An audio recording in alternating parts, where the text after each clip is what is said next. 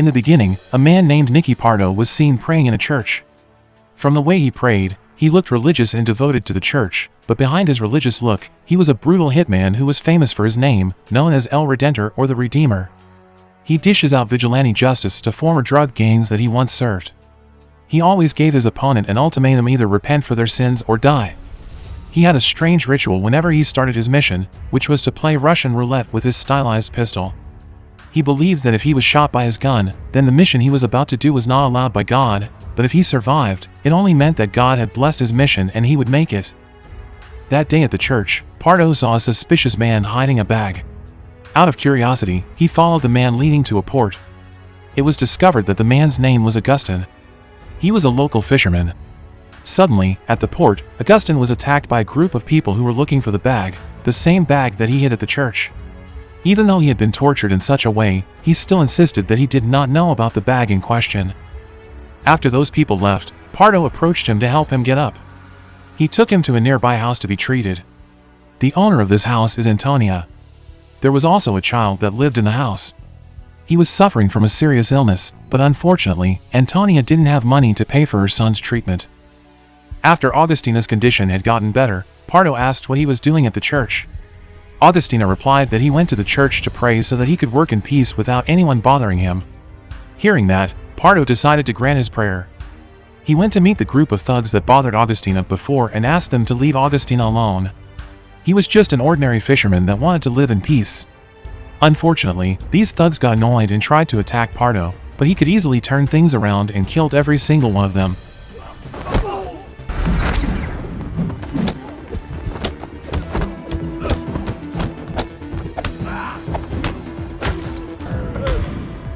Somehow, Augustina was there watching the fight. He snuck behind Pardo and was surprised at how good Pardo was in hand-to-hand combat and how brutal he dealt with the thugs. After the fight ended, Augustina rushed back to Antonia's house. Meanwhile, Pardo headed straight to the church while bringing the guns of the thugs he just finished off and prayed. When he wanted to go home after the prayer, he saw a group of fully armed men monitoring the area. Initially, Pardo thought that they were looking for him because of what he had done to the thugs. Without no fear, Pardo approached and faced the leader of them, who was a man named Piedra. That was when he knew that they were not looking for him, but Augustina, the fisherman he saved before. At that time, Pardo immediately went to meet Augustina at Antonia's house and immediately asked why he was able to deal with the thugs. It turned out that the bag was full of money, and because he did not know who owned it, he took the initiative to donate the money to the church, but unfortunately, at the time when he came to the church, the pastor was not there to be found, so he spontaneously hid the bag in the safest place, which is the church.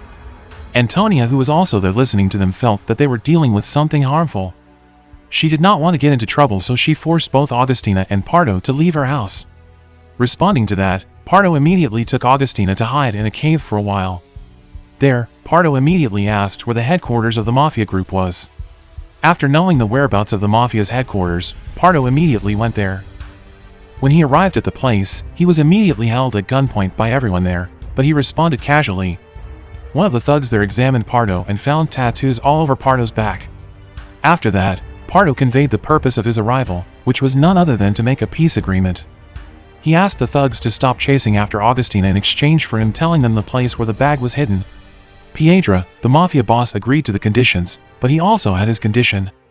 He wanted Pardo as their hostage until they could find the bag they were looking for.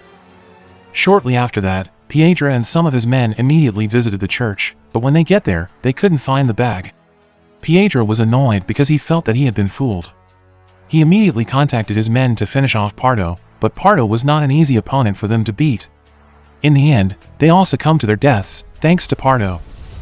Feeling that Pardo was not a random person, Piedra immediately told his boss, Steve Braddock. From Braddock's facial expression after Piedra mentioned Pardo's name, it was clear that Braddock didn't care about Pardo, a mysterious figure who was most feared by the criminals in the city.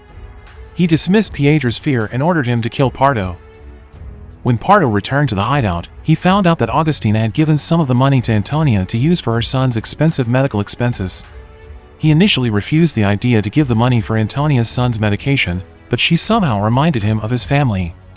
He knew that the thugs would eventually come to find Augustina to get their money, so he prepared his gun.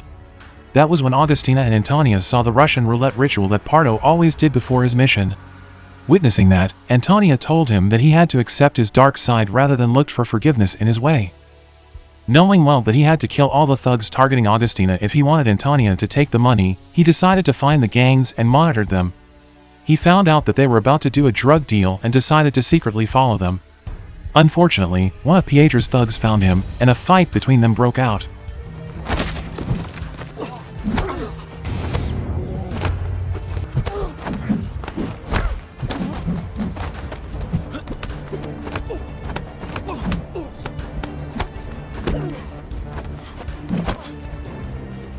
Even though he was overwhelmed at first, he managed to turn things around and killed the thug.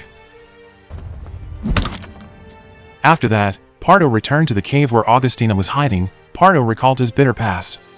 Several years ago, Pardo's pregnant wife was brutally murdered by his nemesis, a ruthless killer, known as El Alacrán or the Scorpion. Meanwhile, Alacrán had come out of his hideout and made some chaos by murdering most of Pietro's goons. It was known from the bullet with a scorpion sign found at the scene of the incident. Realizing that, Pietro went to meet Braddock to tell him that another fearsome hitman had shown up and killed his men, but Braddock didn't seem to care at all. He was confident enough to beat both Pardo and Alacrán at the same time and become the only ruling mafia in the city. On the other hand, Alacrán, who found out that his nemesis, Pardo, was still alive, went to the church to track down Pardo's whereabouts. On the next day, Pardo went to Pietro's headquarters and immediately slaughtered members of the gang one by one. After successfully slaughtering them all,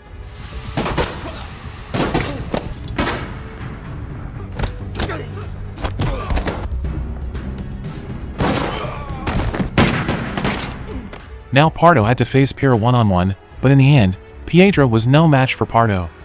Pietro died in his hands.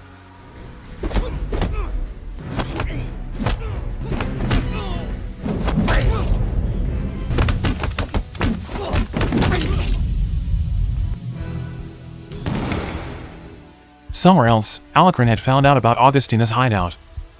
Pardo went straight to Braddock's headquarters only to find Braddock sitting in his chair with his head shot by Alacrán. Suddenly someone hit Pardo from behind and made him black out. When he regained consciousness, he realized that he was held at gunpoint by Alacrán. Augustina and Antonia were also there. That was when the truth was revealed. Pardo was the one starting his rivalry with Alacrán. He killed Alacrán's son right in front of his eyes, so he revenged killing everyone close to Pardo, including Antonia and Augustina. Suddenly, Alacrán shot Augustina in the head and killed him. When he was about to kill Antonia, he was caught off guard by Pardo, who took his chance to kick the gun at Alacrán's hand. The fight between them broke out. Pardo was overwhelmed by Alacrán, who was also very skilled in hand-to-hand combat and was knocked to the ground several times, but in the end, he could knock Alacrán down and held him at gunpoint, but surprisingly, Pardo decided not to kill Alacrán and instead went away from that place with Antonia to leave him alone. Suddenly, a gunshot was heard. Alacrán decided to kill himself by shooting himself in the head.